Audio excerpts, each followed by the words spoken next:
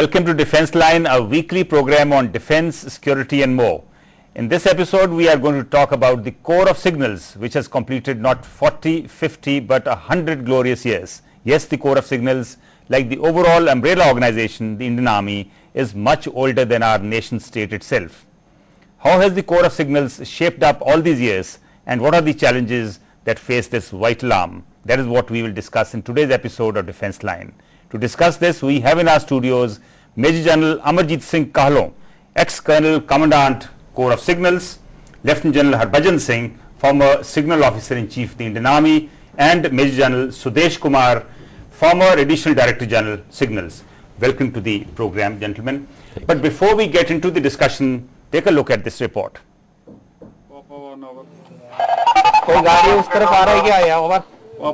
These are some of the famous communication codes of the Army which almost everyone knows. This is precisely what the signals do for the Army: communication. Signals are essentially the nerves of the Army, the communication wing of the Army which keeps it updated and informed. Established back in 1911, the Corps of Signals of Indian Army are the sentinels of modern communication and information technology. It has progressed from the era of Morse code to information warfare. The Corps has made rapid strides keeping pace with technology and in a number of cases driving technology to evolve faster and more reliable communication systems. Drills and procedures have been evolved that ensure reliable and responsive communications to the Army under harsh terrain and tough battlefield conditions. Today, the Corps is proud of having incorporated niche technologies to provide secure, swift, robust communications and information technology infrastructure for the Indian Army. The motto of the Corps is "Teevat Chaukas," means swift and secure, and it has lived up to it. We are in conversation with Lieutenant General Harbhajan Singh, Major General Amarjit Singh Kahlon and Major General Sudesh Kumar. General Kahlon, let me start with you. What in brief is the role of the Corps of Signals? The Corps of Signals is responsible for providing all electronic communication to the Army, and also the communications to the Air Force for the airfields. In addition, we also have some responsibilities for providing the static communications to the Navy. But General Amarjit, is there a difference in the role in war and in peace? In peace, it is preparation for war, but this is so for other arms and corps. As far as Corps of Signals is concerned, we are deployed and passing this in a sort of conveying the information between various echelons, headquarters, logistic units for all decision making. So it is there is a slight difference between other arms and corps to that extent that we are deployed and at work during peace and war.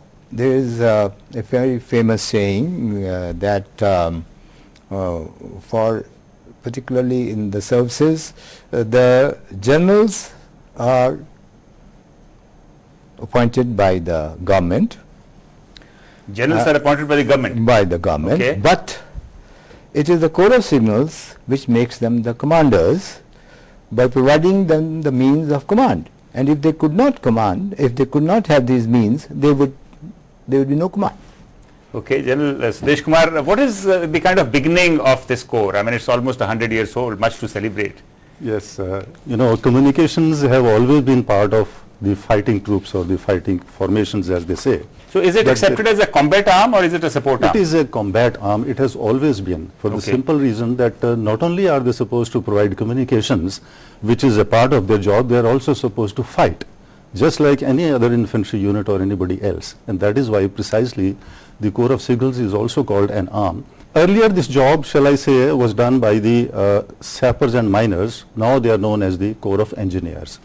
Now this responsibility being very great, as the time passed by and the armies realized that communication is something which has to be integral to them. They cannot get away without it. In fact, they cannot function without it.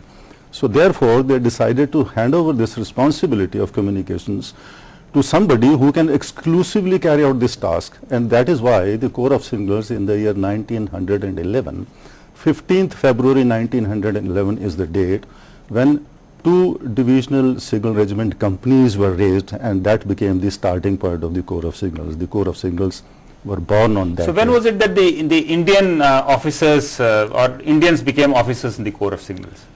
During the time of the British, in fact, I would say this much. The British had Indian Army officers who were there in the Corps of Signals. Right. How have the means of communications changed over the years, General Harbhajan Singh? See, communication development has been affected by 2 factors. One is the technology available, and the other is the type of warfare or operational requirements. So when the Corps started, say 1911 or before that, we had only visual communications. Electricity wasn't there, or electronics were not there. So then came the telegraph, then telephones, then wireless, and that was what was available till Second World War. When we got independence, the signals would be transmitted through the use of flags. Flags. Okay. Yes, you can make signals. You can each flag movement can show you a letter, and then you make a word. I remember reference to this in the Battle of Saragadi. Absolutely. Yes. Saragadi was a post of the Forsic. That's right. Which was meant for relaying messages with flag. You're right. So till Second World War, we had the World War II communications. After independence, we inherited those. India did not have an electronics manufacturing base. Okay. So we were importing our equipment mostly from Great Britain for a long time. Then we set up things like Bharat Electronics, ITI, which helped us a lot. As the technology advanced due to the Cold War, we got into the era of solid states, transistors, and that enabled the more and more systems, better systems to be developed. Things like satellite, troposcatter, microwave. I think maybe the army, should take the credit for even introduction of the radio, perhaps. Must have been used for I would say the foreign army, not Indian army, yes, but it is a defense requirement. Yes. Certainly, satellites wouldn't have come in without defense requirements. So gradually, our own indigenous capability of manufacturing came up, and after the opening of the economy in 1991. The civil sector has also contributed a lot. So how much is our own DRDO now contributing? DRDO has done very good work for us and in developing our communication system where we could not get stuff from outside. So then they've done very good job. So over the years we have been keeping updated as per the technology available in the world. So as a signals officer, you think we are reasonably up to date given our environment as far as communications are concerned? I think we are very well updated. Oh, that's very heartening to hear. Very well updated. Sudesh Kumar, how do military communications, I know even in the civil we all depend on communications, right. The mobile phones is a must today. Right. So how do the communications in the military differ from the civil, if at all? Yes, there are a few differences, Mr. Sandhu. The first one is that the military communications are very mobile in nature. For the obvious reason, because the operations are mobile, there is a kind of a dynamism in the entire operational scenario. The second part is that we cannot afford in the armed forces to have a breakdown in communications. It is something like blindfolding a commander and then expecting him to win the battle. It is well nigh impossible for him to do that. And therefore, what is very important is that there cannot be any breakdown in the communications. The third important aspect is that there is a requirement of constantly re-engineering. By that I mean to say is that when the battle is going on, because of the dynamism, there is a breakdown. We have to have what is called a layered system. If one breaks down, the other must continue to function.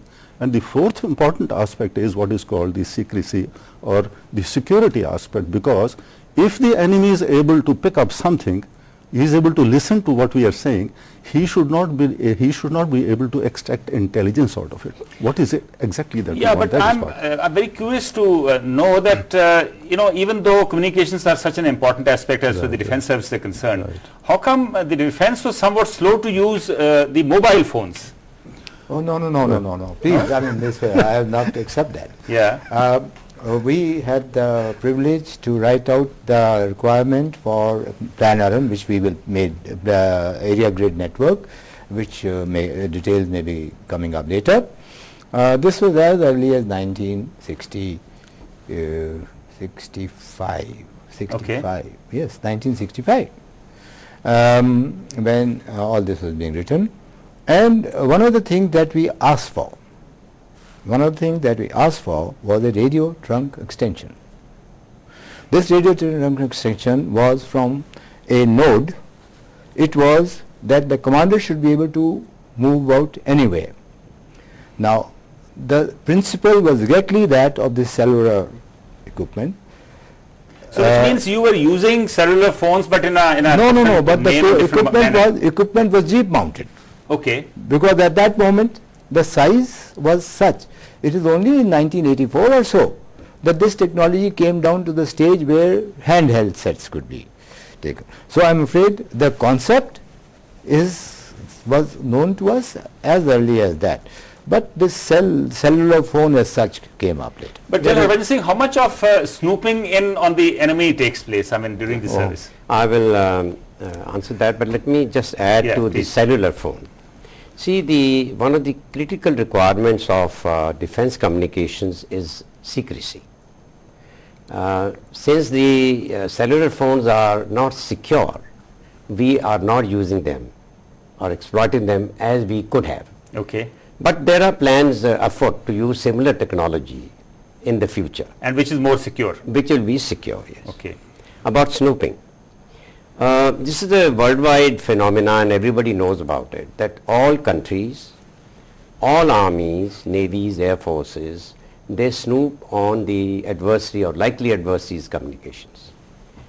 As a general... Before we go into the break, so we were also snooping into the neighbors, right? Oh yes, they are snooping on us and we are snooping on them. Oh, that's interesting. No doubt we'll take a short break. When we return, we discuss the role of the Corps of Signals.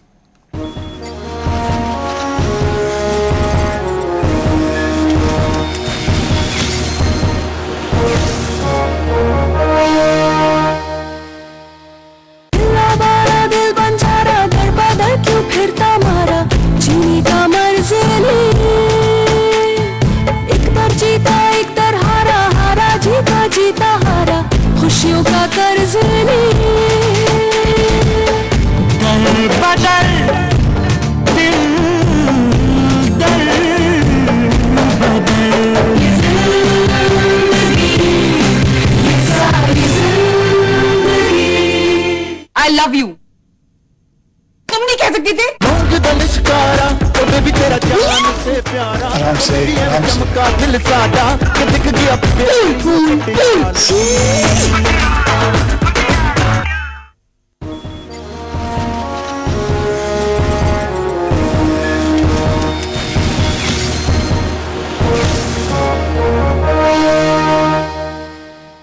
Welcome back to Defense Line. We are in conversation with three retired signal officers on how prepared we are for modern warfare, including cyber war. General Amarjeet, what are the latest types of communications that the Corps of Signals is providing today? To have ready availability and as mentioned earlier by General Sudesh, this laid sense of communication. The plans were set forth to have an area grid network in the field force, which visualize that there will be a node